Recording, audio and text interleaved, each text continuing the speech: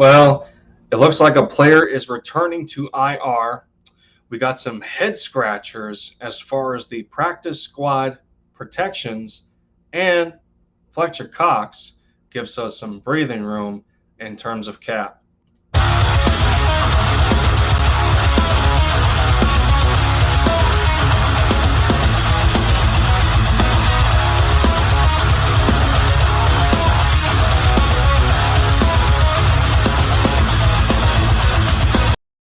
What is going on, yo? Lindy end zone in the building for the touchdown. Yes, sir. Taking the lead for the Eagles, one video at a time and dropping buckets for my Dallas Mavericks. If you are new and like the diversity of fandom that I bring to the table, would love to have you a part of the End Zone fam. And the easiest way to do that is hit the subscribe button.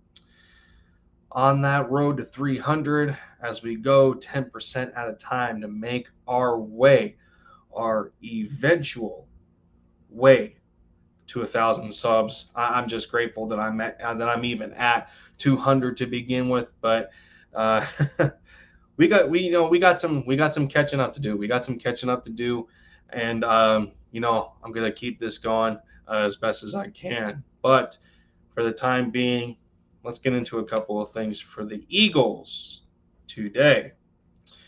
It was earlier that the Eagles have issued a couple of statements talking about, firstly, RavenClark trying to come back after that Achilles injury has been placed again on the injured reserve list. That would be the practice squad injured reserve. So, you know, we're not sure the terms of the length of time or what the injury is at this point. I'm sure we will be updated eventually, just to find out where LaRaven is. And then, practice squad protections. Yeah, yeah, I know there's some head scratchers in here, and what I mean by head scratchers, which I'll get to in a second, but the protections for week 2 include guard slash tackle Coyote Awusika. Uh, don't kill me if I mispronounce that. I think that's the correct pronunciation. Corner Craig James, safety Elijah Riley, and defensive tackle Marvin Wilson. Now, three of these I can understand off the top of my head. Awusika was included in there. I'm guessing in terms of the fact that RavenClark is not ready and he ended up getting injured again. Which, as a side note, because of that fact, the Eagles have also signed back offensive lineman slash center Harry Kreider, who was originally signed by Philly as a undrafted rookie free agent after the draft. He ended up getting waived during training camp, but he is now back. Just to even out the numbers in terms of offensive linemen on the practice squad, he's now back on the team, and now we have Awusika as a practice squad protectee. Just to keep going with the from a depth perspective. Now, as we know, Marcus Epps is still going through concussion protocol, so the Elijah Riley protection makes sense in terms of a replacement player to keep the depth at what it is. At the safety position, we can't. We're already thin at safety, so we can't afford to lose any more players or diminish the number of guys that we have at that spot. Craig James was protected, so he must be coming back progressively well from his injury, and as we know, he's a very good special teams player. So being that if there needs to be some interchanging between Craig and Elijah Riley on special teams, then you are able to do that. And then I'm a bit confused on the Marvin Wilson one. Guys like Hassan Ridgeway has played well. He just got we just seen him not too long ago get cut by the team, but he was re-signed. Sirianni has said he has wanted him back. Nobody claimed. I believe he was waived instead of cut, or no. I might be mistaken on that, but in terms of him coming back, Sirianni has wanted him back, and after having a bit of a miserable camp in the off season, he showed out, and as a statement that I can still play.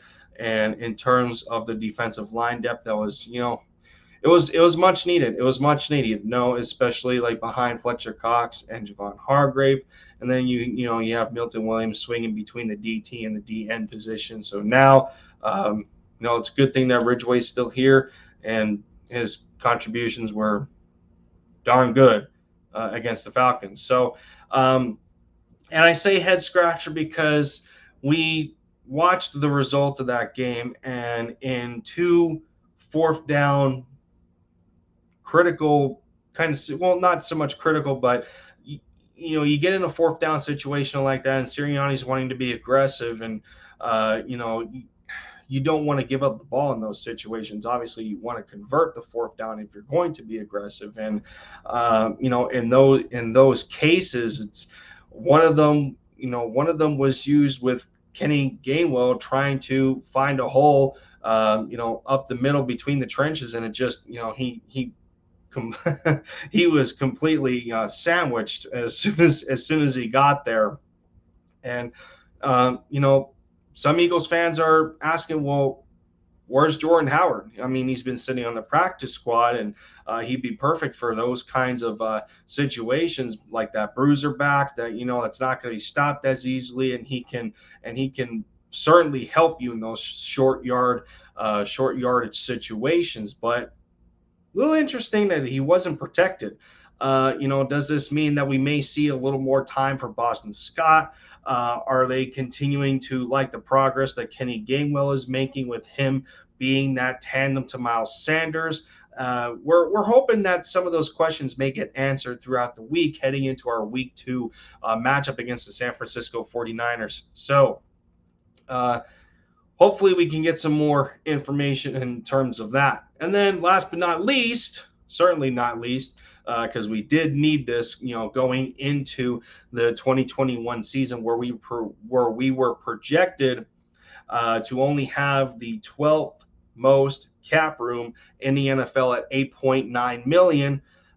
It was stated by Field Yates on Saturday the Eagles have converted about $14 million of Fletcher Cox base salary into a signing bonus, and it frees $11.14 million in cap space, which puts us almost at 20 million. And as far as rankings go, we're now at third most cap room behind the Jacksonville Jaguars and Carolina Panthers. Jaguars sitting at a little over 31.5, and the Panthers sitting at a little over 21.5. Good look. Good looking. Appreciate it to Fletcher Cox for helping the team out here. Good job by the front office to work this out with Fletch and get it done through all the acceptance. And first, it's like first initial thoughts by some are probably, oh, well, is there a trade coming, or what are we doing, and this and that. Well, I mean, we could very well be setting ourselves for an easier 2022 campaign to have some extra cap room in that regard. Could we very well see a trade go on at the deadline? We still got 2 tight ends on this roster in Zach Ertz and Dallas Goedert, who are due for new contracts. Goddard has recently been in talks with the Eagles on a contract extension, but nothing was able to get done before the season started. So who knows what's going on there? Are they freeing up some space to extend somebody? Is there a deadline trade going to happen, which, some of us have maybe speculated that, Andre Dillard could be involved in some of those packages since he has underperformed and has been underwhelming in terms of that left tackle position and not being the type of versatile offensive lineman that Jeff Stoutland, really likes when it comes to his guys that he coaches up. So, we'll see later down the road what this truly means moving forward. But I want to know what you guys think down in the comments in turn when it comes to the Fletcher Cox opening of more cap space with the restructure. RavenClark going on the practice squad IR or any sort of IR again, and the protections of practice squad players. Let me know your thoughts down in the comments. But I'm going to get out of here. Appreciate y'all once again checking out my content as always. Means a lot, as it does with a lot of content creators, that we see across YouTube in this Eagles community. We all sound like a broken record, but at the end of the day, we all have, I hope, well, I'm not going to say majority or I hope, but I do know the ones that do make this kind of content. There's a lot of dedication and thought that goes into it, and we do the best we can to give you guys the proper entertainment. So, like we say, broken record. We truly do appreciate the support that's given. But with that said, that's it for me. This has been Lindy. Fly Eagles Fly, bleed green, MFFLs, go Mavs. Take care of yourselves, everyone.